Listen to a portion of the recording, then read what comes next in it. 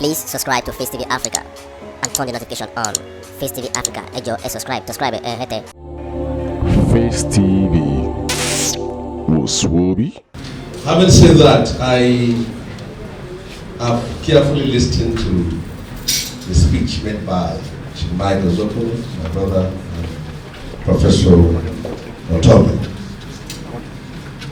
Something that captured my attention was the formula used by Michael Zoko to neutralize tear gas with the use of kerosene. Oh, yes. I think something I have learned my personal self in the period of my imprisonment, when we have been handcuffed, is to use soap and water to slip off the handcuff from the head. That's how we have been used to. Having said that, I must commend our brother here for the tenacity of his spirit to make sure that every year this very house is brought alive by reactivating the spirit of June 12th. I understand that there are many places where this event has been organized by different groups and governments. But I believe what is taking place here is the heart, the soul, the root, and the seed of the struggle. This is a house very well known by myself. I'm not just an activist, but this is a house that I have always come to visit children personally. And I'm in my mid-50s, and you can count, you can subtract from 1993 out of my age, and how I was able to always visit this house on his invitation. And the person that has always been receiving me here has been Mr. Fred Eno, Abiola's personal assistant, who is now based in Abuja and working with the United Nations. Fred has been one of Chief MKO's strategists. And where we used to sleep with each other, come here, as a boys' quarters in this Hope 93 office. That has been the place where I've always stayed each time I come to see Chief MK. And in this house, I met a number of later Nabiko personalities, including Aswaju Tinubu, Ibrahim Adesanya, and several others. Bola Igi and Co. We are all, I believe, in the living room, maybe it's up here, I think. That's where we have always met. And I always come here in company of Dr. Beko and Fashion.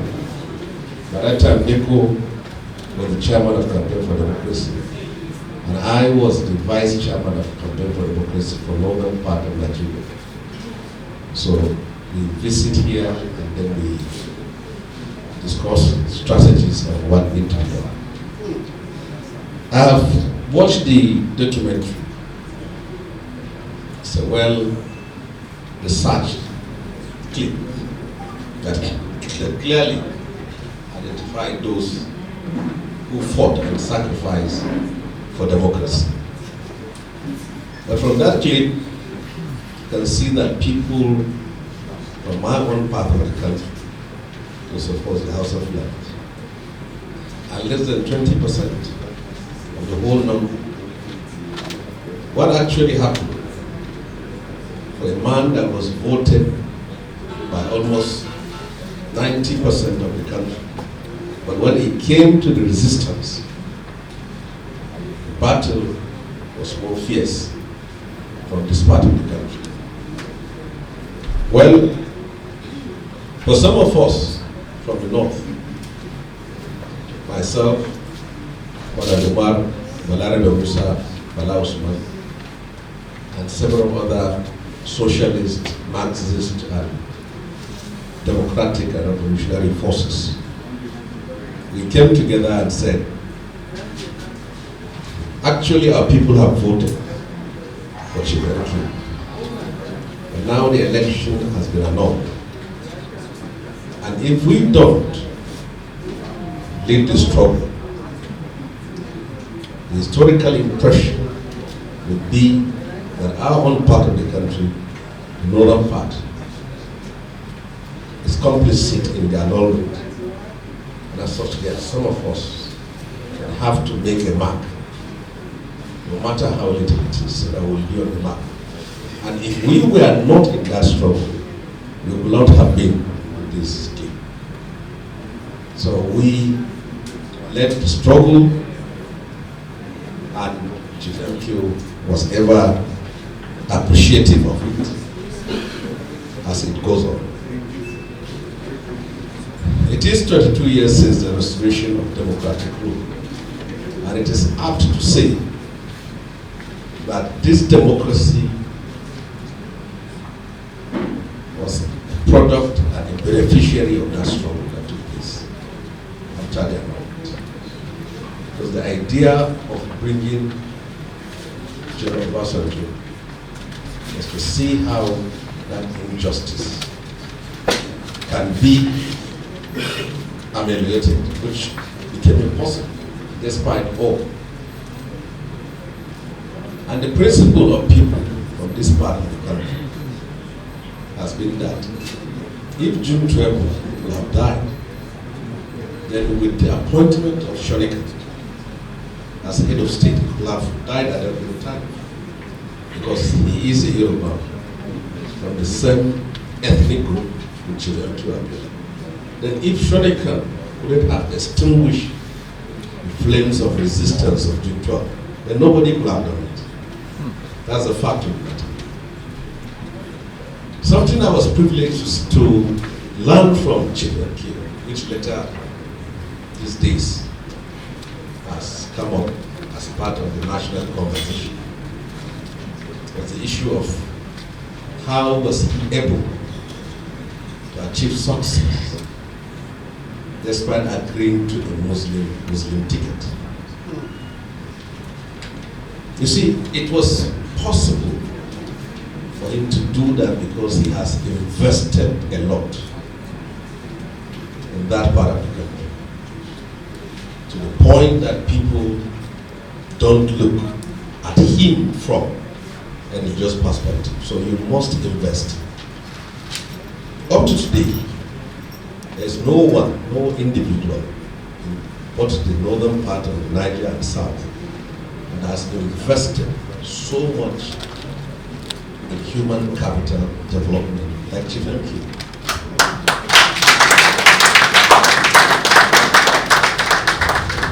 But I know what he has said, because he called me and I came to his house and I went upstairs. And I sat with him. You know, in Islam, it is said if you die, when people are talking about, the angels will wake you up for you to hear it. And when they are done, they will tell you to go back. Let's in Islam. So, whatever is being said about Shehu, whether people are saying good or bad, he will be woken up to hear it. The narrative, the actual narrative, MKO said, Babangida called him and asked him, don't attempt a Muslim unity. That's not good for the country, the peace and unity of this country. Then he asked him, who do you want me to select? He said, Pascal Gaffey, who was then the NLC president. Then he responded to him, okay, I had your opinion. So he considered it. The late General Shehu, whom we happened to meet in prison, who was the elder brother of President Umar Musa, the one you know. As many young people don't know of the one who was the president. General Abiola told Abiola to pick Atiba as his vice president. He asked him why. He said, well, he will stand by you from the beginning to the end. MKO said he had other ideas from different people. And then he resolved to pick Babagada Kingibe, because Kingibe came second in the primaries that was held in Jos. And he wanted the unity of the party.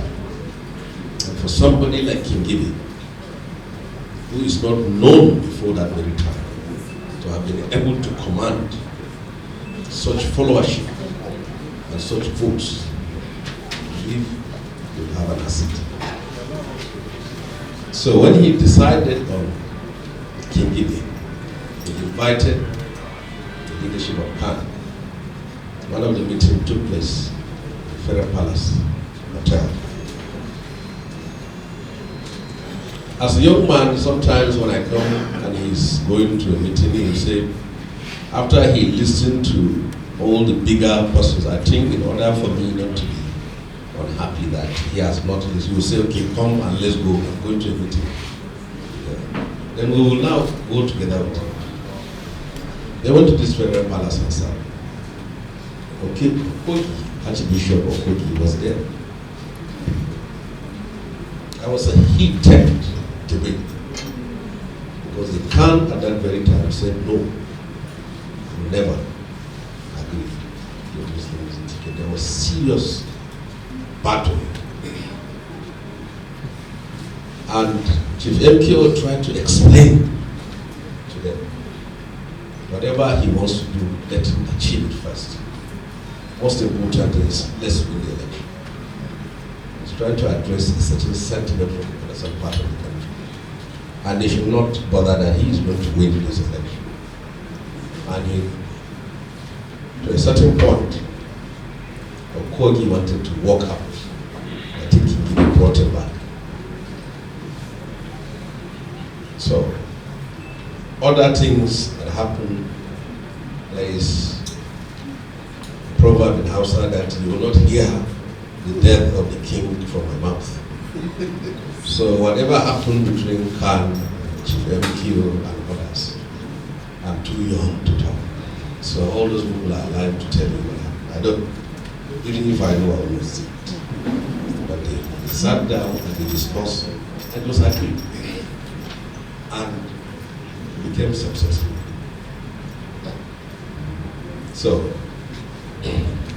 one of the things which made it possible for General Eradua to join the resistance that MKO refused to take a team.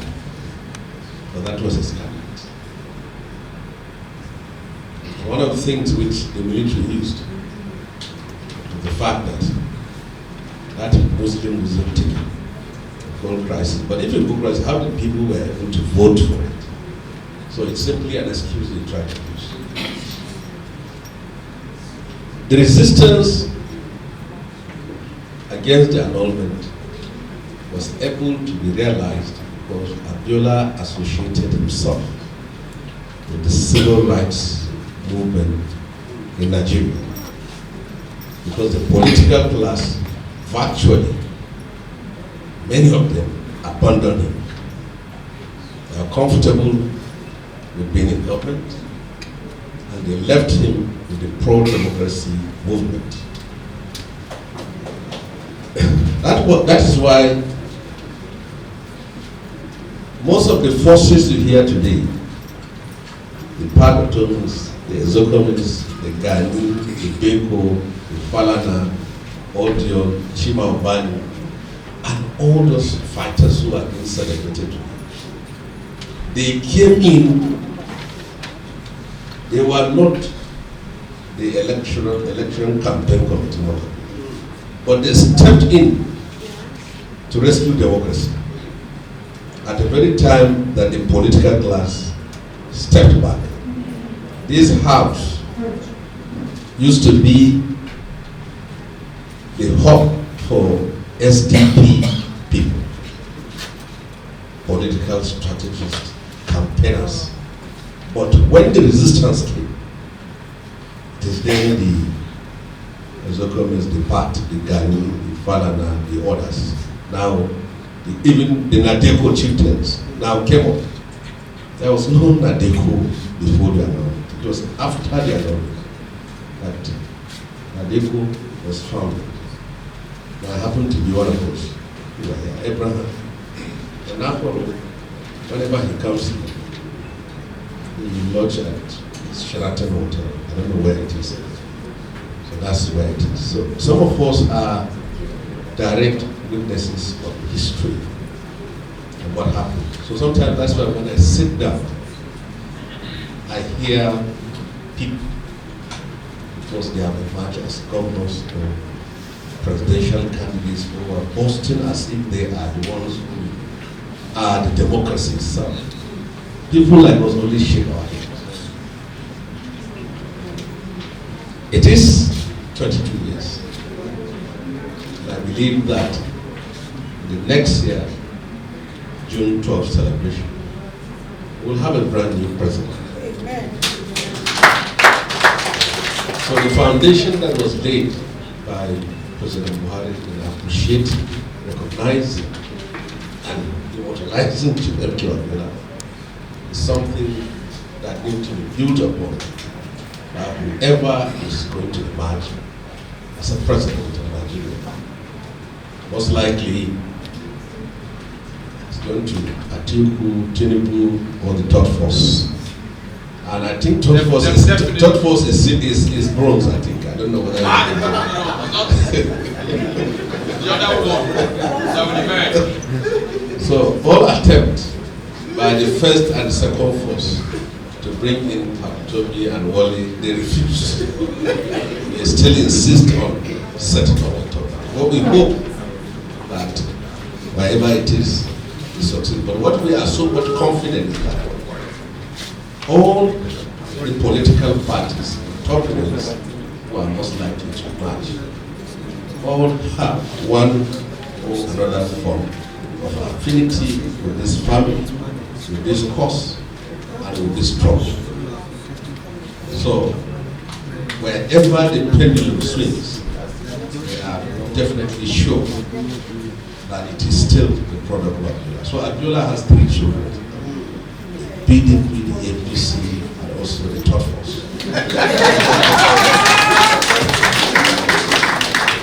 So in that respect, I believe an occasion like this is also an opportunity to discuss the country and move forward. I come from part of the country where today we are being besieged by bandits and terrorists. Terrorists that have made life so unbearable for people. Our people pay terrorists to go to their farms, and they pay them to harvest their crops. People have sold their homes, their farms, their savings to pay kidnappers. You can see from Greenfield University, families paid over 200 million ransom to rescue their children. Federal College of Agric Mechanization, families paid over 250 million. There's a Bethel Baptist High School that was attacked. Over 300 students were kidnapped. And the same amount of money was paid. It has reached a point today in this country where each time your loved one is kidnapped, you simply leave your phone on, waiting for kidnappers to call you and to pay them money.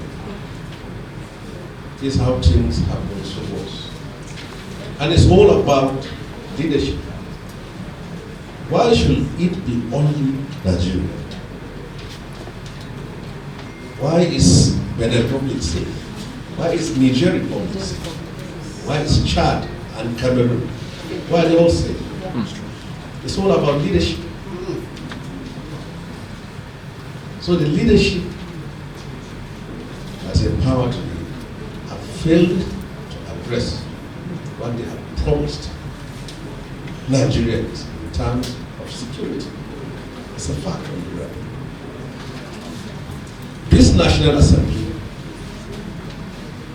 the 9th National Assembly, in the last 2.5 years, they have approved over $40 billion as loan from the federal government, for the federal government. If you have a placid, a compliant, and a kowtowing National Assembly, you have a dictatorship.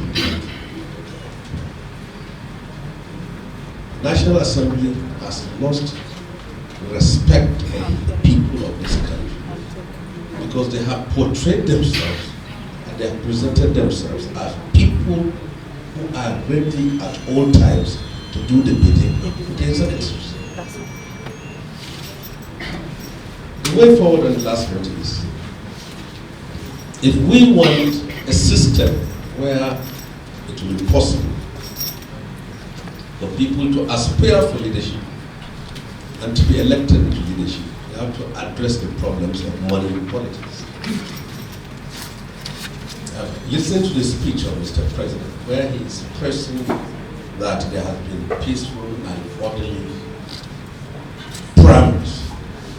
But we know very well, deep down in our conscience, we have a delegate system where hundreds of millions of naira and dollar was bribed to delegates to elect people who are to be leaders of this country. It never happened in June 1993. So we already, our leadership recruitment system is so polluted and corrupt. And we already have a bad foundation, thinking that we can build an angelic and saintly society from that. It is impossible to do that. So I will use this opportunity to thank the organizers of this forum. And I believe that next year, as we assemble here, the agenda for this summit in this house will be quite different. The Abiola family, you should know that you are an unofficial royal family for Nigerian democracy.